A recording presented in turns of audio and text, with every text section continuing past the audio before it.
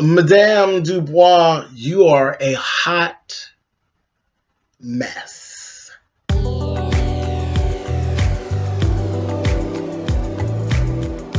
I'm like, come on through, Cookie. I want to put my soapbox. That's basically it. Let's talk about drag and all its forms.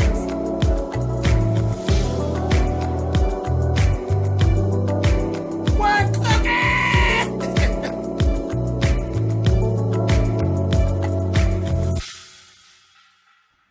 Hey guys, thanks so much for clicking on the video. This is my review for Empire, Season 4, Episode 3.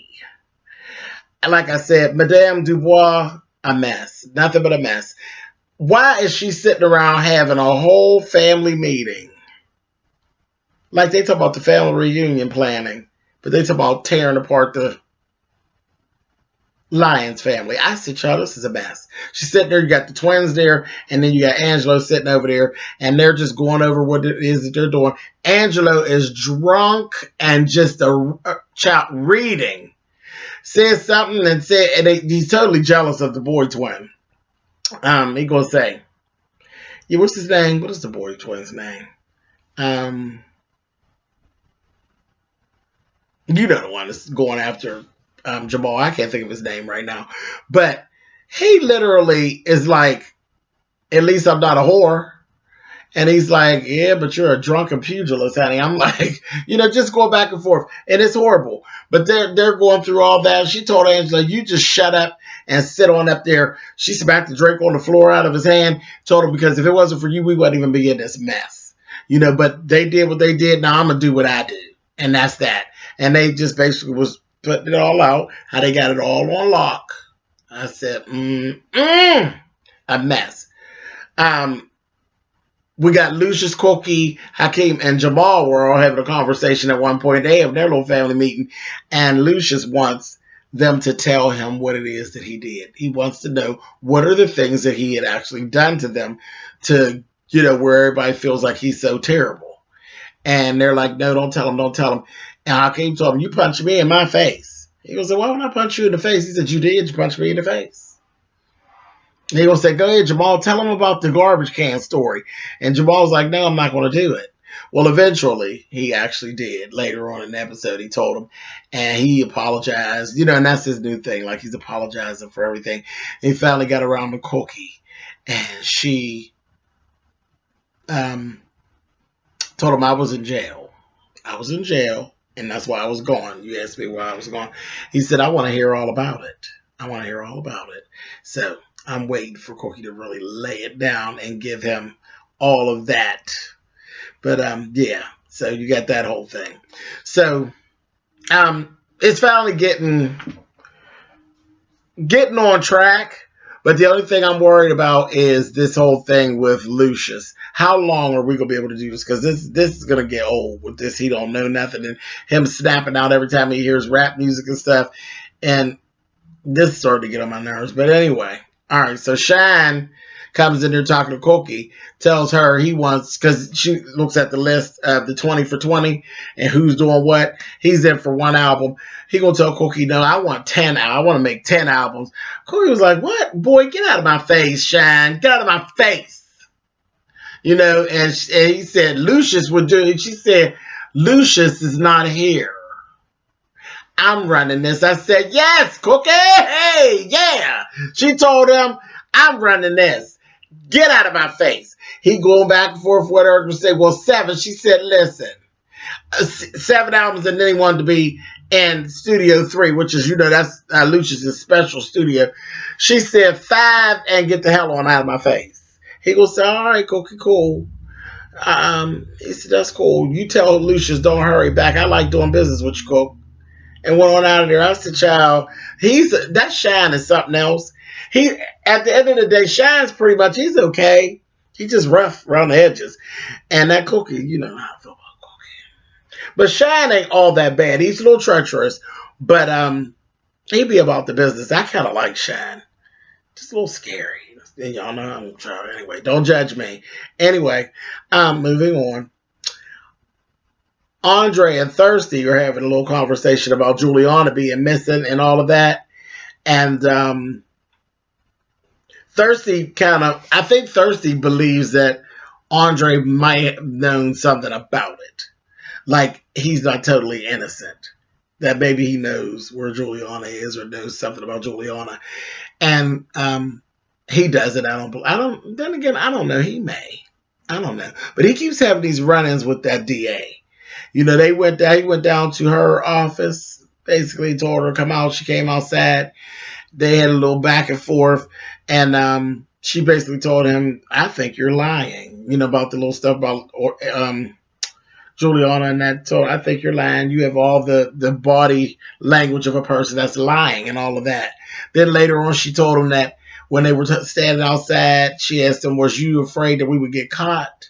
He was like, "No." And she's like, "Okay." She said, "Because, you know, you just was fidgety, like you were afraid we were going to get caught talking to each other." And she said, "It didn't make me afraid. It made me hot." This, that, and the other. So they kept going back and forth. You know, they keep having these little back and forths. Then she finally seduced him, honey. She was off work later that night. She over there, and he did a strip tease for her up on the deck while they were stripping for each other. I said, "Child." Soon as it was going to get good, honey, they cut the commercial. Soon as he took his belt off, I said, then it cut the commercial, child. Anyway, Lee Daniels, you know better than that, honey. Anyhow,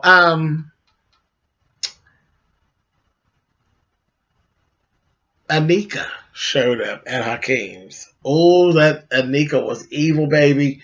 Because the baby doesn't really remember her. The baby knows Tiana. And she kept like walking away from Anika and going to Tiana. And Hakeem was like, "You're not taking her." She's like, "Oh, she's going home tonight." He's like, "You're not taking her nowhere. You get the hell on out of here. You're not taking her anywhere. She doesn't even know you. Beat it. You got to spend more time and then maybe then." But, she don't know you, child. And that's what she told him. "I'm her mother, and you better not forget it." So I'm like, this is not going to turn out good. Keep watching. Anyway, Cookie and Andre go down to the bank to try to get this loan to fund the stuff for the 20 by 20. And the little bank guy, the little executive manager, basically told them no. Cookie basically cussed him out and basically let him know you wanted to deny our loan application, and it ain't about nothing really. We've been doing good banking and good business for 20 years. You just trying it, but that's okay. She said, you don't know me. You don't know me at all. And basically, and then she got up and she walked out. Andre followed behind her like a puppy dog. She gonna say, "Bitch."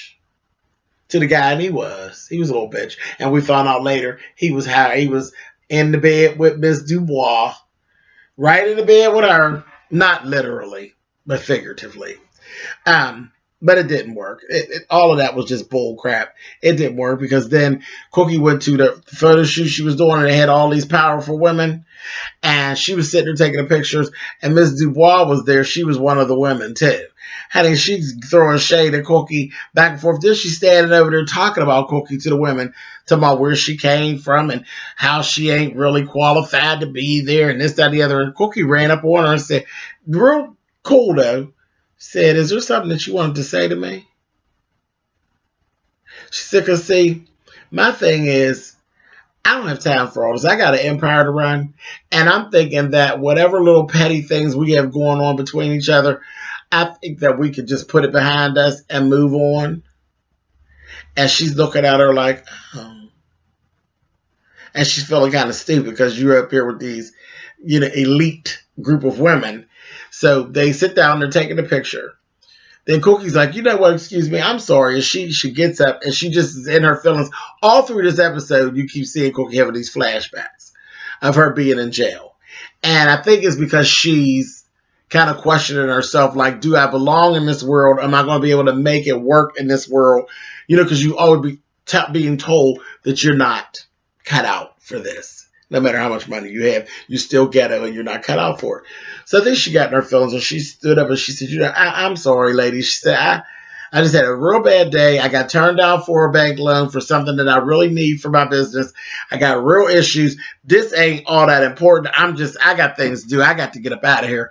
And the one lady said, you know what, Cookie, I'll spot you. I think she said $1 million or $10 million. It was $10 million.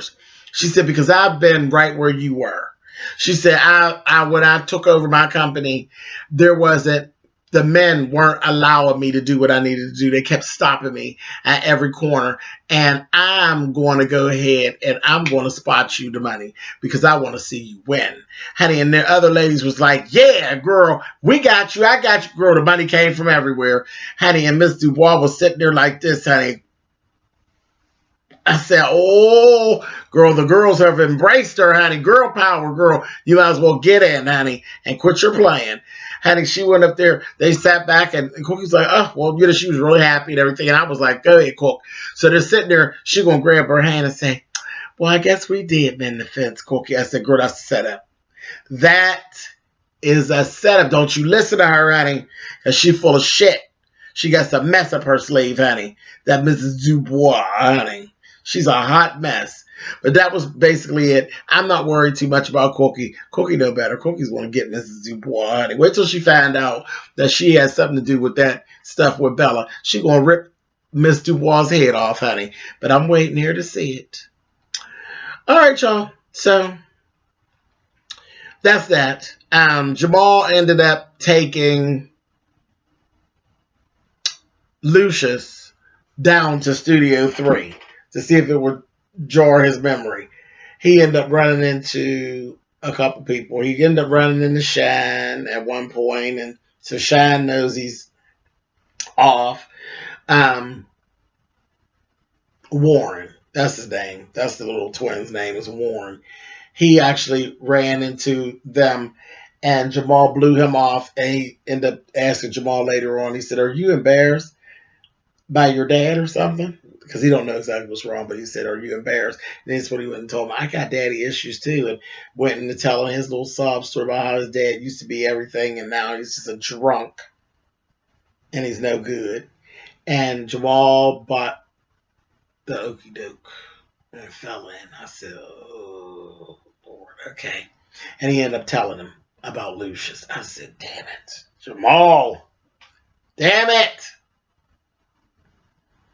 Anyway, and he did end up telling Lucius about the garbage can situation, and Lucius apologized. He's like, as long as you're here with me now, but you just put the nails in his damn coffin with old Dubois. Anyway, a mess. But that's all that was really going on. So I'll be glad when we get to where Lucius is not in this state anymore. It's irritating. Very, very irritating. All right, so that's it. I'll talk to you guys next Wednesday. Cool. Later.